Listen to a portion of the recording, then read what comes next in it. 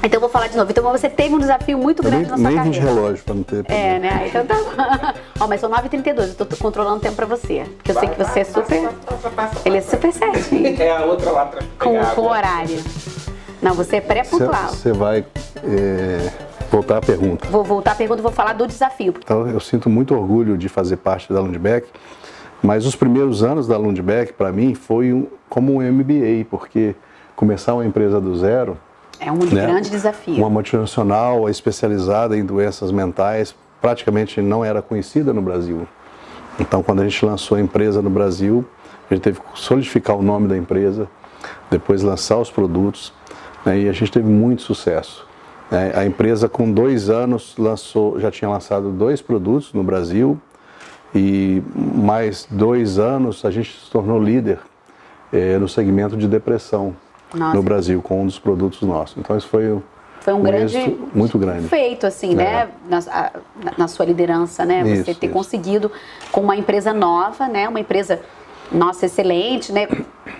Que investe bastante, né? Em estudos e pesquisas, mas que no Brasil não tinha ainda uma trajetória, né? Então, você fazer isso e com 2 anos você conseguir transformar um produto em líder, é um feito, né? Foi um grande desafio. Com certeza. E aí, conseguiu isso e como é que foi? Porque você chegou a sair da Lundbeck, né? Em 2013 eu tive a oportunidade de assumir a gerência geral de uma empresa em São Paulo. Então, eu pedi demissão da Lundbeck e fiquei 2 anos trabalhando em São Paulo, morando aqui no Rio, trabalhando lá. E foi uma experiência fantástica também, porque era uma empresa no segmento do sistema nervoso central também, mas na área mais de similares. E essa empresa tinha pouco tempo de Brasil, então não era uma startup, mas era uma empresa jovem ainda. Então foi um aprendizado muito, muito legal para mim também. Foi uma empresa que te preparou, né? Me preparou muito porque ela estava no mercado bem competitivo, que é o mercado de São Paulo.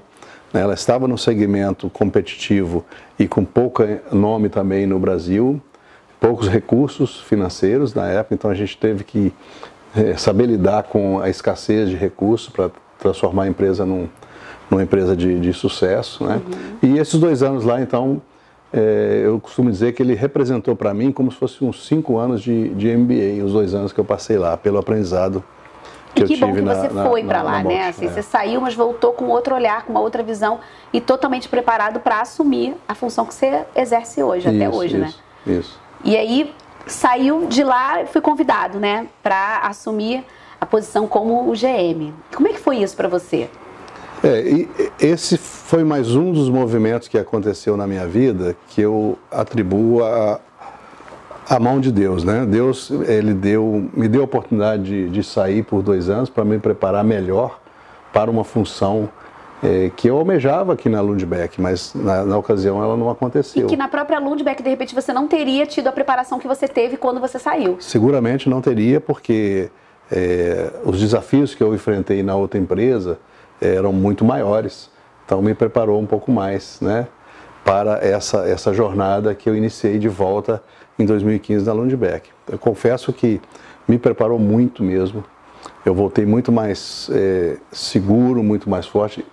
Quando eu saí da Lundbeck, eu não tinha plano de voltar. Não saí para me preparar para voltar. Sim. Isso não é muito comum. É verdade. Né? Isso foi uma coisa que eu não posso dizer que é do acaso, porque eu acredito em Deus. Né? Eu posso dizer que é de Deus mesmo. Tanto é que eu não me mudei do Rio de Janeiro, eu continuei morando aqui.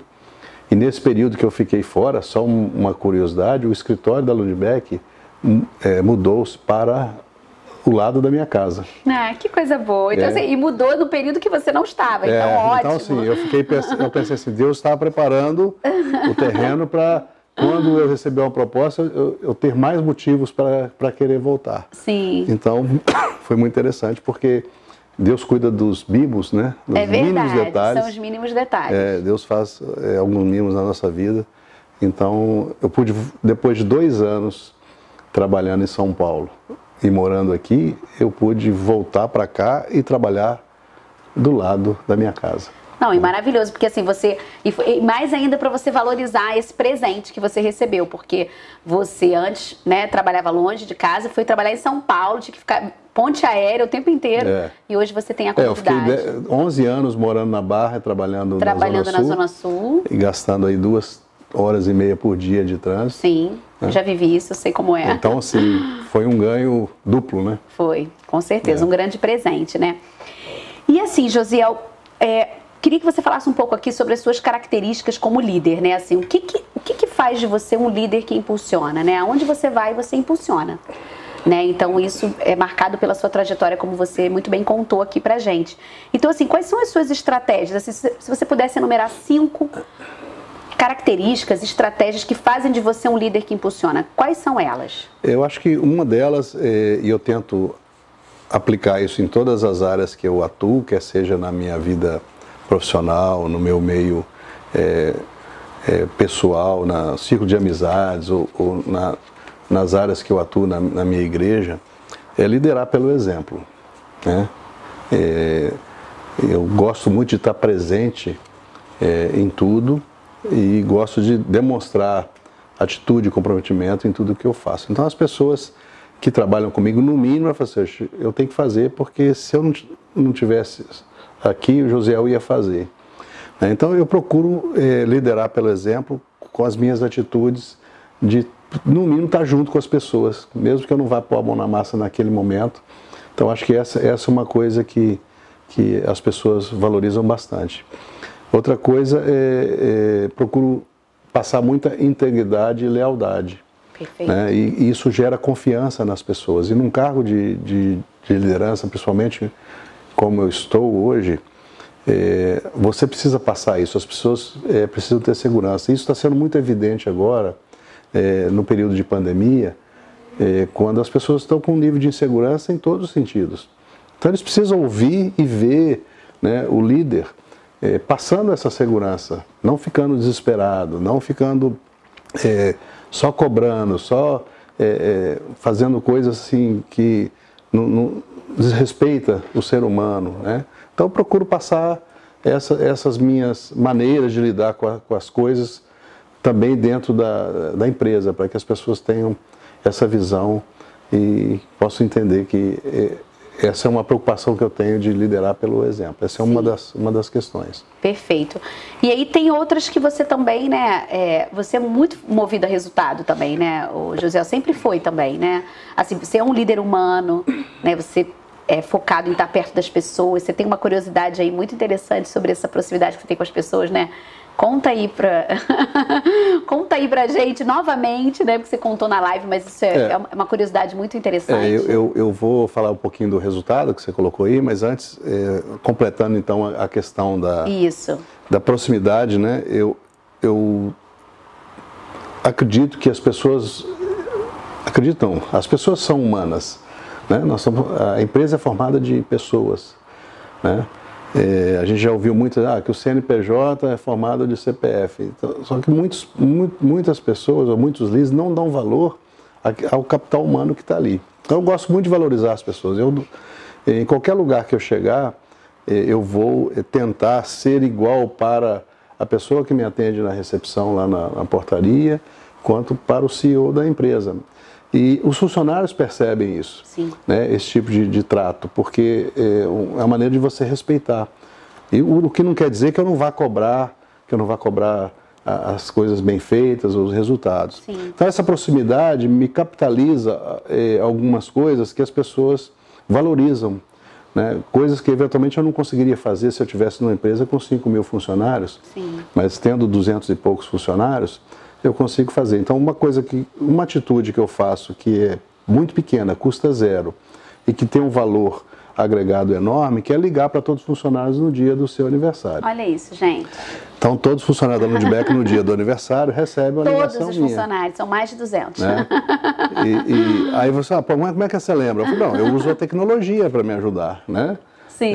Você tem maneiras de colocar lá no Outlook o seu calendário. A minha secretária coloca, toda vez que entra um funcionário na empresa, ela vai lá e coloca o nome da pessoa e o dia que faz aniversário. O Outlook me lembra todo dia, 8 da manhã, para quem que eu tenho que ligar. Isso tem um valor tão grande para as pessoas que recebem. Imagina você receber do presidente da empresa uma ligação no dia do seu aniversário. Isso tem um valor inestimável. Teve um fato curioso, se você permitir contar. Claro que eu permito contar, funcionário à vontade. novo na empresa, não sabia dessa prática. Aí eu liguei, aí ele olhou assim, viu que era... Ele tinha, por sorte, meu nome na agenda dele.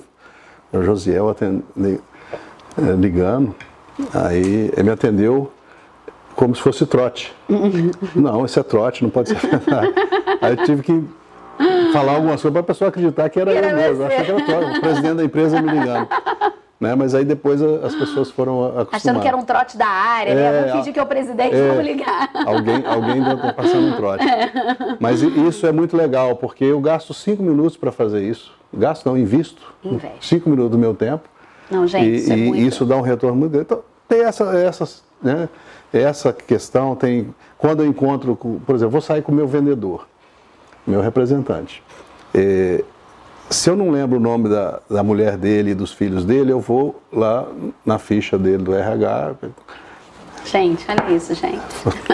Wanderson, esposa tal, filho tal. Quando eu encontro com ele de manhã, a primeira coisa que eu pergunto, como é que tá? Fala o nome da esposa, como é que tá os filhos?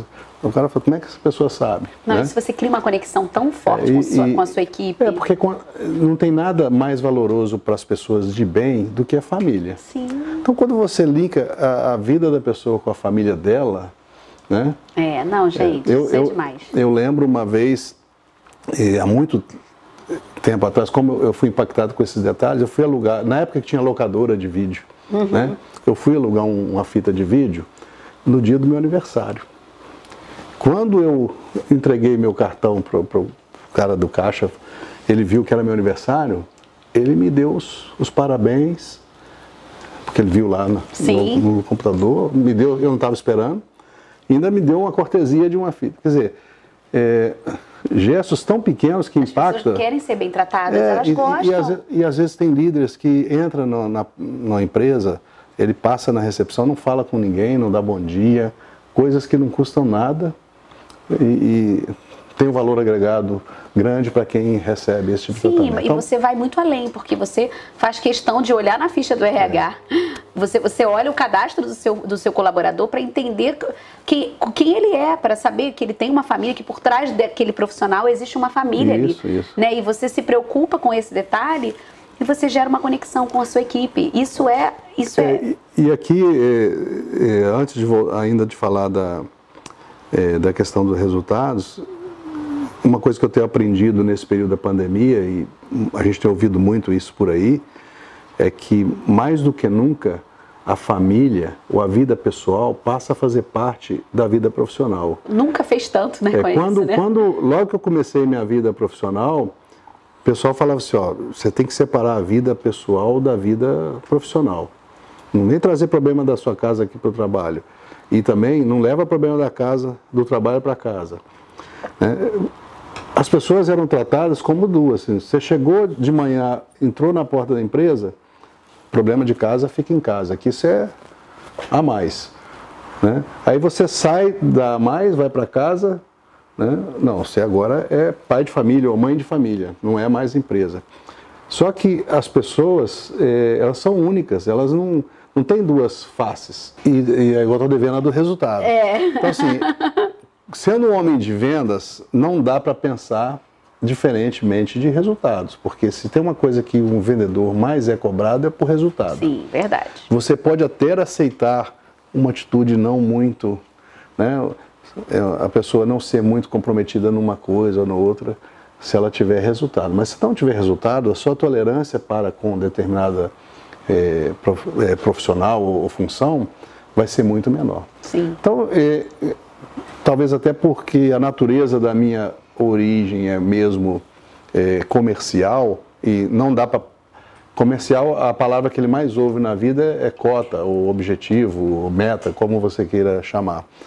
Então, resultado é tudo para o sucesso profissional de um homem de vendas. Vamos para o final aqui, a gente vai fazer um bate-bola.